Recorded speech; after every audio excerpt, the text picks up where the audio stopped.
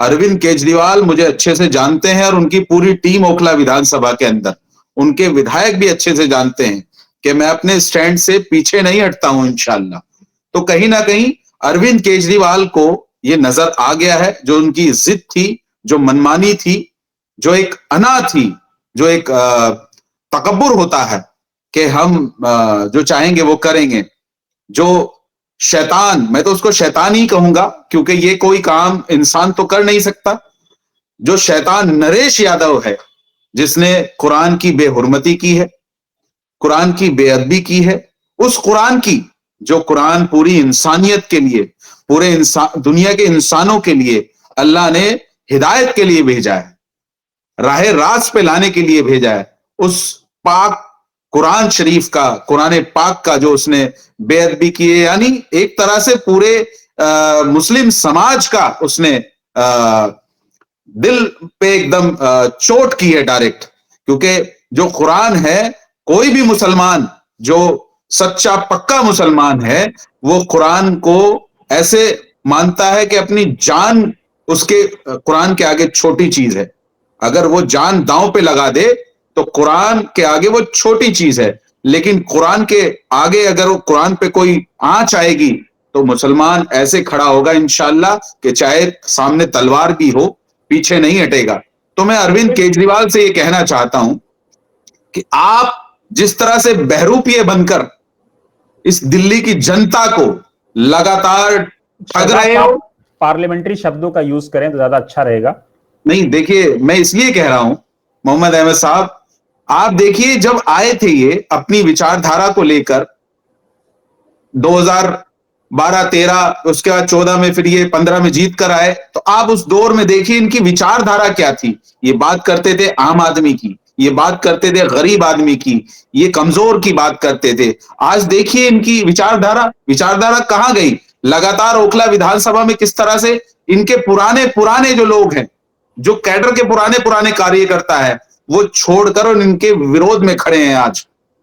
इससे आप अंदाजा लगाइए। शहजाद साहब, सवाल ये है कि आप हो या आम आदमी पार्टी के दूसरे विधायक हो, इतनी देर में कुरान की अजमत का ख्याल क्यों आया? आपसे सवाल पूछा जाएगा ना। आपकी पार्टी ने, माइनॉरिटी मोर्चे ने काफी दिन पहले प्रोटेस्ट भी किया था जब उनको सजा हुई थी उसके बाद, लेकिन मुद्दा तो अब बनाया जा रहा है लगातार। देखिए मैं लगातार, और हमारी जो पार्टी का मोर्चा है, लगातार उन्होंने भी आवाज उठाई और मैं उठा रहा हूं जितनी मेरी ताकत हैसियत है।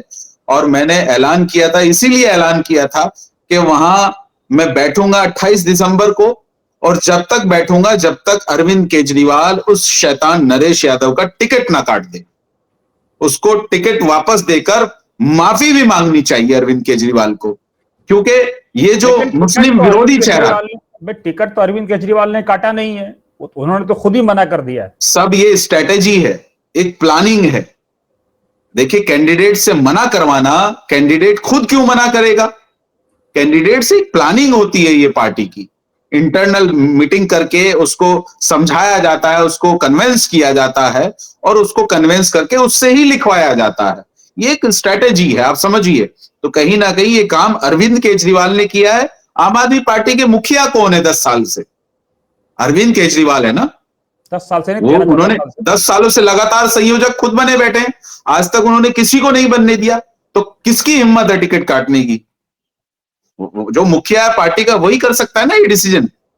तो आप समझिए, मैं तो ये होगा कि ओखला के विधायक हों, या जो सीलमपुर से प्रत्याशी हैं, या बल्ली मारान से प्रत्याशी हैं, या मटिया महल से प्रत्याशी हैं, जितने भी प्रत्याशी हैं, मुस्तफाबाद से प्रत्याशी हैं, इन सारे प्रत्याशियों की ने तो अभी तक इस पर कोई स्टैंड नहीं लिया, कोई बयान इनका नहीं आया। जो आम आदमी पार्टी के प्रत्याशी, जो मुस्लिम विधायक हैं, जो कुरान की बात करते हैं, इस्लाम की बात करते हैं। ओखला के विधायक तो सैयदना उमर की खिलाफत लाने की बात करते थे कि मैं उन जैसा काम करूंगा, उनके जैसा निजाम आदल कायम करूंगा, इंसाफ कायम करूंगा, हर गरीब के आंसू पोंछूंगा।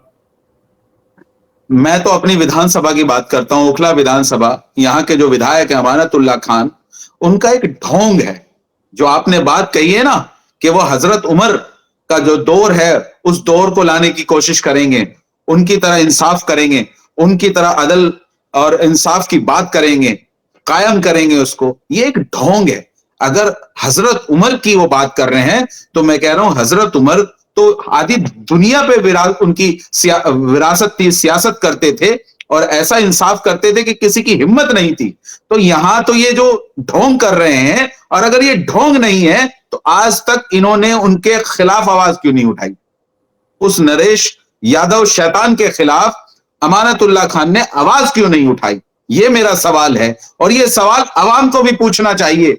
जिस तरह से ये अपने आप को इंटरनेशनल, नेशनल और अपने आप को सेल्फ शेयर डिक्लेयर कर रखा है मुसलमानों का, इस शैतान नरेश यादव के खिलाफ इतने बड़े शेर ने, इतने बड़े नेशनल इंटरनेशनल नेता ने आवाज क्यों नहीं उठाई? जो नेशनल इंटरनेशनल नेता हर छोटे मसले पे कूदता था, किसी भी मसले पे आप देख लीजिए उठाकर, आज वो इतना बड़ा जो मसला है, जो कुरान का मसला है, जो हमारी इज्जत का मसला है, ईमान का मसला है, जो हमारी कुरान पाक का बेहुरमती, बेअदबी कर रहा है, उनकी पार्टी का विधायक, उसके खिलाफ उन्होंने आवाज क्यों नहीं उठाई?